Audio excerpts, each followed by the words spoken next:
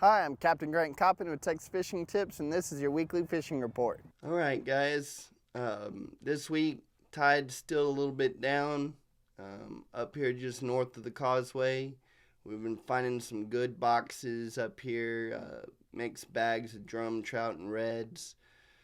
Fishing with live shrimp mainly, but also I'm putting a couple dozen live finger mullet in the box. They've been getting some good redfish on those, and also getting some nice trout. Believe it or not, the trout fishing has really increased um, pretty much tenfold in the last week or two. And not quite for sure what this is attributed to, but it's just probably, I would say, just the cooler weather. The cooler weather, along with the time of year, we're in the fall time. November is a great month to fish. Um, that coupled with the tides falling out and fish being concentrated down into the guts, the channels. So the ICW's just been really a go-to spot catching reds and drum and trout. Over here on the King Ranch shoreline, you know, for the longest time when those tides were up, I was saying fishing these back lakes and right in the entrance of these drains. But with the tide falling out, it has brought these fish onto the shoreline. So they're moving down the shoreline. Pretty much anywhere you go in here, been catching some good reds on the cut bait, cut skipjack if you can still find a skipjack. But I've predominantly just been using mullet, and the cut mullet's been working good. I mean, that's what they're feeding on anyway. There's plenty to be caught in a cast net. You can buy some, throw live finger mullet, throw cut mullet.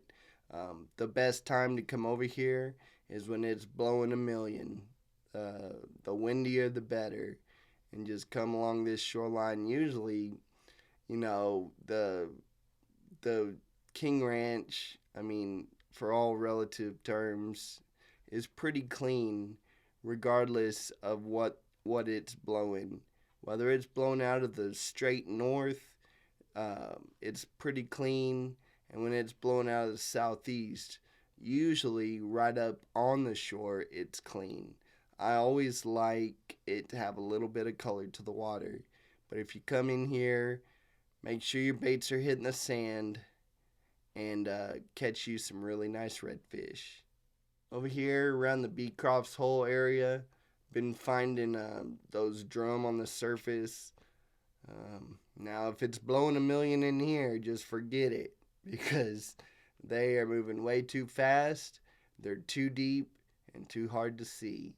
But when those winds let up and it's nice and calm, you can see those big pods of drum in here. And this is about the area. Really, there's no specific spot, but just get in the deep water. Whether you're on the east side or the west side or just straight in the middle here, look for the big brown blobs of drum. You'll see the drum guys in here, the commercial guys setting their lines. But just to get a good box of fish, and these drum are big. I mean, they're huge. They're all in the upper slot area, 25 to 30 inches. There's even oversized drum in here that you can sight cast to, which has been fun. Pulls on the rod, gets the customers real excited. So you want to come over here with the family and just look for some good rod and bidding action, put a lot of fish in the freezer. This is where you can do it. I recommend putting like an 1/8 ounce jig head with a shrimp on it, break the tail, or just a dead shrimp. Make sure the jig head is either hot pink or chartreuse, something bright color, because black drum are blind as a bat. They can't see. One of the reasons why it's so hard to catch a drum or an artificial lure. They need a little bit of movement, sound, vibration, and definitely some scent, and you'll tear them up in here. All right, over here in Compuerta Pass, we have been catching a lot of fish, especially on those real windy days. I know it's probably a little early. The temperature really has been up and down lately, but when it's been down, this is where we've been catching them. The cold front hits, the temperature drops. Try to do it while right during the front, maybe right before the front when that southeast wind is sucking, or if it's a strong enough front and it's dropped the wind enough or dropped the temperature enough, you're really gonna do good in here. Just get right on the grass line out here in the middle. Still getting good boxes of reds, good boxes of drum, and there's a couple little rock reefs in here, some grass lines, and, right here by the church. But come in here, set anchor, and make sure it's real windy, because that's when we've been doing the best. I put it in my report last week, and I'm going to put it in here again this week. From White Bluff to Black Bluff. Well, other way around. Black Bluff to White Bluff, and vice versa.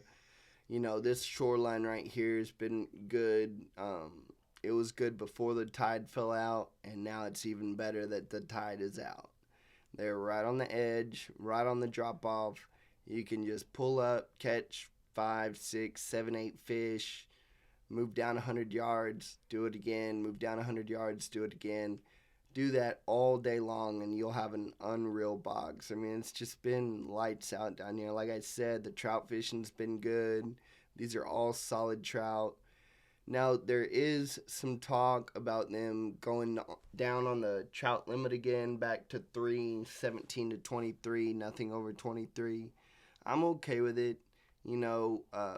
Our trout population still needs some work, still needs some help. But there's tons of drum, tons of reds down here. But there's also tons of trout. They've been catching really nice trout in here. So just keep what you need, keep what you'll eat, release the rest, keep a bunch of reds and drum, and go home with a good box. I'm Captain Grant Coppin. Thanks for watching.